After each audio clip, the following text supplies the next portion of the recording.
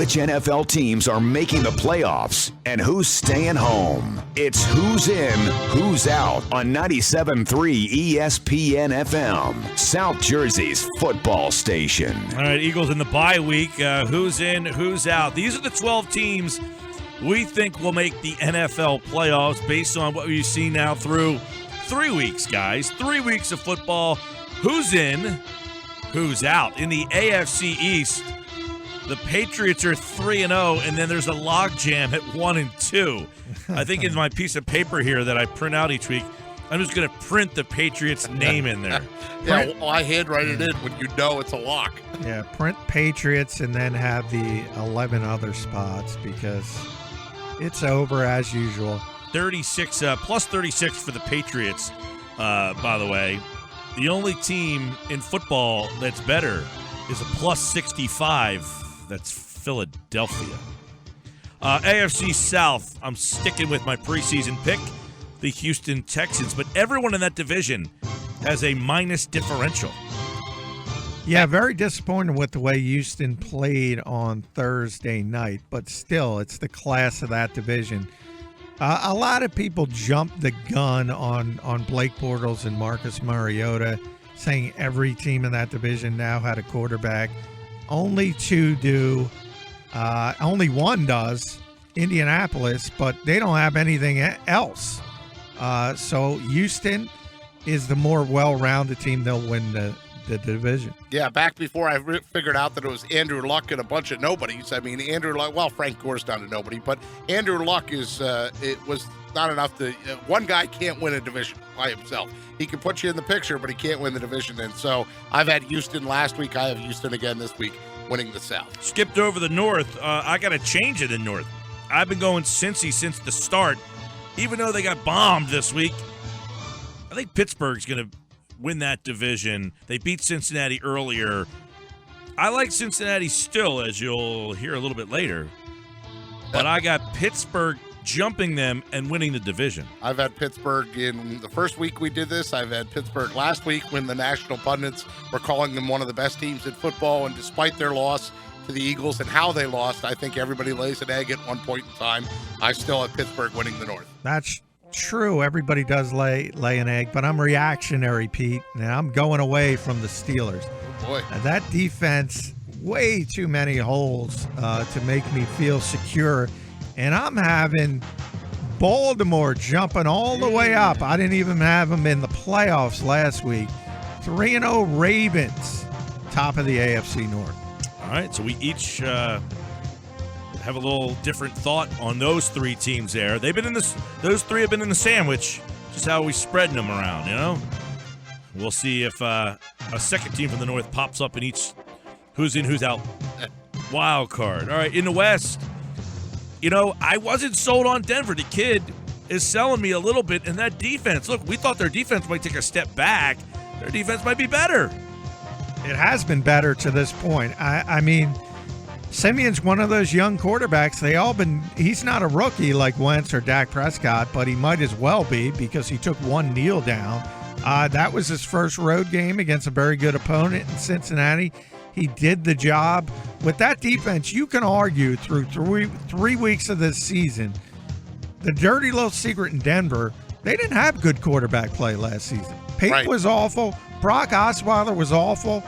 He's playing better than they were last season. If anything, Denver's better. The Lombardi Trophy. That's absolutely right. They hoisted the Lombardi Trophy, even though they had bad quarterback play. Simeon, better than I thought he'd be, too. He has good weapons. Emmanuel Sanders, big game against the Bengals. Outplayed A.J. Green, the top stat getter from the Bengals. Sanders had 117 yards and 2 touchdowns. I had Denver winning the West in week 1. I had Denver winning the West in week 2. I have Denver winning the West this week as well. I had gone Kansas City previous. This is the first week that I've made a change, and I'm going Denver in the West, but I still got Kansas City as one of my wild card teams. There's something different about KC. They went on that win streak last year. I thought they would really carry that over. They just don't seem to be the same. There's something missing. Maybe it's the guy. Maybe someone left for Philly that was helping them out a little bit over there. I don't know. But that Kansas City team just doesn't seem to be the same, although I still like Kansas City to win the wild card, one of them. And my other wild card, I'm going Cincinnati over Baltimore as the second wild card. So Kansas City, Cincinnati, my 2 wild cards. Well, this will be bold then, because not the first half of it. Baltimore is my 1 wild card team, and I think that Baltimore, obviously off to their great start, and I think they're doing enough to, it was either them making the playoffs or winning the division in the North or making the playoffs, and I think Pittsburgh's just a little outclassier than they are. That said, I've dropped Cincinnati out of my AFC wildcard picture at this point, and I've put the Oakland Raiders in. I am buying the Oakland Raiders after their win this past weekend, and I'm excusing their anomaly, and a 2-1 Oakland Raider team is good enough for me to put as in a wildcard team. Well, I'm sticking with Kansas City as one of the wild card teams. They were great this weekend defensively, intercepting Ryan Fitzpatrick again and again. I think they just picked him off again.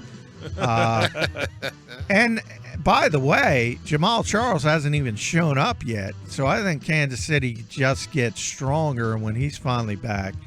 And then the second wild card, I'm sticking with Cincinnati. So it's Pittsburgh out of the playoffs for me. Wow. Cincinnati, again, bad start 1-2. Good team, very difficult schedule. It's not going to be that difficult as we continue. So I am hanging on the Cincinnati bandwagon for one more week as that last wild card team. You kidding me? All right, let's go over to the NFC. We go from the bottom up in the West. This is tough, guys, because Arizona's played so poorly since Seattle looked like they were in disarray. By the way, first place in the West right now, your L.A. Rams. Jeff Fisher's throwing a party. That's why he's getting an extension. Who doubted Jeff Fisher? Georgia Frontier somewhere in heaven is celebrating with a cocktail. Here we go. I'm sticking with Arizona. At least another week, I'm sticking with Arizona. I applaud your determination. I've got Seattle still in there, despite they've won a game. They found a way to win ugly, I guess. Yeah. And they've been winning it ugly. But I'm with you, Pete. I'm going Seattle. Russell Wilson tends to find a way to win. Sprained his MCL, but he's already back at practice. He's going to play this week. Yeah. So we'll see. Both teams are disappointing. Seattle's not as good as they were. Arizona, obviously. But right now, I have to give the Seahawks the advantage. I'm not buying into the LA Rams. We all stunk. All right, in the South, I'm going. They lost. They're 1-2. I'm sticking with the defending NFC champions, the Carolina Panthers. Their defense doesn't look the same either. Neither does their offense, mind you, and they were supposed to be better with Benjamin back, but I'm sticking with them. I had Carolina in week 1. I had Carolina in week 2. I put the Falcons in now. Oh, he's buying Matt Ryan. I fell in that trap a little bit last season. Yes, you did. But this time, I'm sticking with Carolina because think about the 2 games they lost. Denver, and they lost it with a missed field goal and a bad snap, and Minnesota. That might be the 2 best defenses in the NFL. Similar to Cincinnati, the schedule has been really difficult. It's going to ease up. Some good teams. They're still a good team. There's some good teams that are staring at losing records right now. All right, South. Let's go to the North. I've had Minnesota since the start.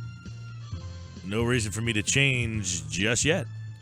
Based off the strength of their defense was the big reason I had them in there in week 1. Based off of Sam Bradford was the reason I put them in week 2. And the fact that they were able to win again, I've got them in there again in week 3. I've got Minnesota winning the North. Yeah, there's something about, you think about, obviously, Bill Belichick is the best coach in football. Mike Zimmer might be the coach of the year with that defense there. And they're obviously both Bill Parcells guys, and he still talks to them both. There's something to that. Vikings to win the NFC North. All right, and in the East, I've switched around. I've had Washington. I've had New York. You're going for it? It's time to buy into the team in green. Pennsylvania. Wow. When the season started, I give you the reason I like the Eagles. Had nothing to do with Sam Bradford. It has nothing to do with Carson Wentz. It has a lot to do with Jim Schwartz and that defense. I think, and I've said it before, I thought entering the year, the Eagles had the best defense in the East. And I think that's apparent. They don't even have the best defense. They have clearly the best defense. They've given up 27 points. The next closest in the East, Dallas, given up 60. And they've been able to stay mostly, knock on wood, injury-free on the defensive side of the ball. You see guys in that Giants and Redskins game going down like flies on both sides of the ball. D'Angelo Hall, I think, for the Redskins. In week one, I had the Redskins in because I wasn't ready to give up on the belief that they were still going to be able to be there. Last week, I put the Giants in. This week, I've got the Eagles in. So I'm with Mike. I'm just going right onto that 3-0 Wentz bandwagon. Yeah, I mean, last week I jumped on the Wentz wagon, so I got a comfortable seat as that was it a moves wild forward. Card spot, though. Yeah, but you were like sitting outside. Hey, I might. You were the only guy that had him on the sheet. Yeah, I might jump off and sprain my ankle in the weeks upcoming, but right now, as you mentioned, Mike, the defense is by far the best in the division. May the Schwartz be with you. The Philadelphia Eagles are going to win the NFC East. Dream team. All right, let's look at the wild card spots, and I think this is interesting down the stretch here. It's really hard in the NFC. I got Green Bay as one of them. Me too. Finding a second one is difficult, but this week I go Big Blue. I think the Giants get in, but I'm telling you, both the Giants and the Cowboys, the Redskins' schedule's murderous after the Browns coming up. Down the stretch, they got a really tough go at it. The Giants need to get through this little 3-game stretch, and then they're kind of in a little bit of the clear. So I'm going to go Giants as the second wild card team. I think the East gets 2. I went Green Bay as my first wild card team, and my second wild card team, despite the fact that they completely got outclassed and embarrassed in Buffalo, is the Arizona Cardinals. I think the Arizona Cardinals find a way to turn that around, and sometimes there's no greater motivation for success than getting embarrassed to a team you're supposed to beat on the East Coast, and everybody sees it and it's splashed all around. I think they rebound and get off the mat. Yeah, great minds think alike, because I also have Green Bay and Arizona because I got to pick somebody. He called me great. With that 6th spot. The Packers obviously relax with Aaron Rodgers, but the Cardinals, it seems it's going to be all that way. They got embarrassed, and you're probably right. They're going to thump who's ever on the schedule this week, and then we'll see from there. But clearly more talented than teams like the Giants and Dallas. All right, that's this week's Who's In, Who's Out of the NFL playoffs. We'll do it next Tuesday. After all the games are done, we'll tell you who we think will make the NFL playoffs. You can tell us who you think we got wrong. Send us a text message to the Dubell Lumber text board, 609-403-0973.